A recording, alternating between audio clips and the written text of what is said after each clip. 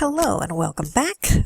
Here we are going to conclude this problem on areas of polygons using areas of triangles with this problem number 4 here. This one has quite a few steps to it, so I decided to make this one a separate video. We want to find the area of this polygon. Okay, so it's a quadrilateral. It's got 4 sides. We want to split it into 2 triangles. Now there's a couple of options for ways you could do this, and both of them are fine. We're just going to pick which one we want to go with. We could draw this diagonal right here, where we go from this corner to this corner. I'll pretend that's better. And then we could find triangle 1 and triangle 2, the areas there. Or we could go the other way and draw in a different diagonal. And either of them is going to follow the same process. I'm just going to choose to do this one right here instead. Okay, let me try to draw that just a little bit better. The steps for either of these would be the same. You should get the same number in the end. Now your area of triangle 1 and area of triangle 2 would be different depending on which way you did this, but you would get the same end result. Okay, so for this we have triangle 1 and we have triangle 2. And just like in our previous problems, we need to find the area of triangle 1 and the area of triangle 2 and add them together, and then we can get the area of this polygon. Okay, so for our first triangle, area of triangle 1, we have side, angle, side, so we will find that formula. That's 1/2 of our 2 sides are 60 and 70. And we'll multiply by the sine of 132. And when we plug this into our calculator or into Desmos, then we get 1,560.6 square units. So this is our area of triangle 1. Now we need to find area of triangle 2. But the only thing we have in triangle 2 right now is this one side. So just like before, we want to try to find this missing side right here. I'm going to call it x. So let's find x. To solve for x, we will use the law of cosines. So we'll plug into our formula, and our sides that we're using are 60 and 70, and this 132 is across from our x. So we'll set up our formula, 60 squared plus 70 squared minus 2 times 60 times 70 times the cosine of 132. Now that's going to give us x squared. So in the end, we want to do the square root of all of this.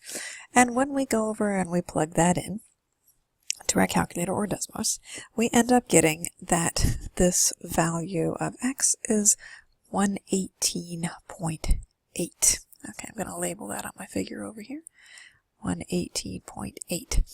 So now we want to find the area of triangle 2, but we have a problem. We have this side right here, this 118.8, and this 50, but we don't actually know how much this angle is right here. We know the big angle in the quadrilateral was 127, but then we drew a diagonal here, and we don't know how exactly that ended up being split, because we have an angle right here, we have a green angle right here, and then we also have what I'm going to put in as this blue angle right here.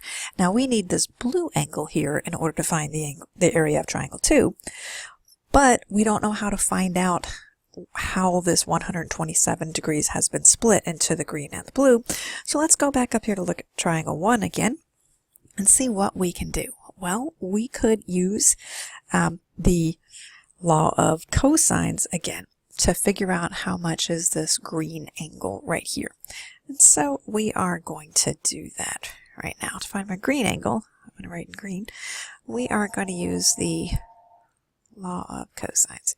Cosine A is equal to, okay, so when we plug these in,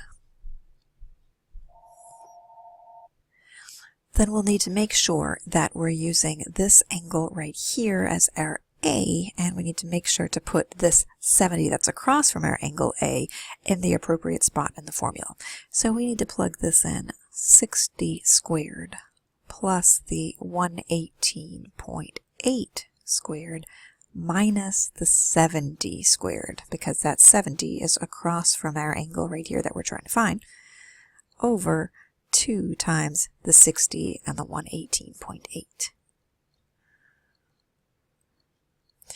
So when we do that, just like we've been using the law of cosines, we'll plug that into our device that A is the inverse cosine of this figure. You can clean it up if you want to. You could get a number on the top and divide it by a number on the bottom. When we go through all of that calculation process, we end up getting that our angle A is 26 degrees. I'm going to label that right here. This is our angle A.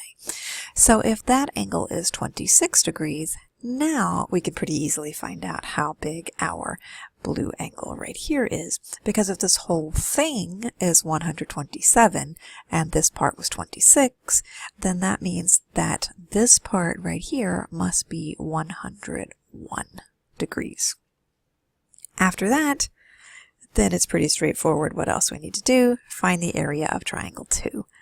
So area of triangle 2, we will use our side angle side formula, and that is 1/2 times the 118.8, which was the diagonal that we drew, times the 50, which is that bottom that was given to us, times the sine of 101 degrees. And when we plug that into our calculator or Desmos, we get that the area of triangle 2 is 2,915.4 square units. So we found out that the area of triangle 1 was 1,560.6. The area of triangle 2 is 2,915.4. So our final step would be the area of the polygon is what we get when we add those two up. Area of triangle 1 plus area of triangle 2. And of course that one was 1,560.6 and triangle 2 was 2,915.4. And when we add those up, we get the area of our entire polygon, 4,476. We don't know the units here, so we'll just leave that as square units. And there we go.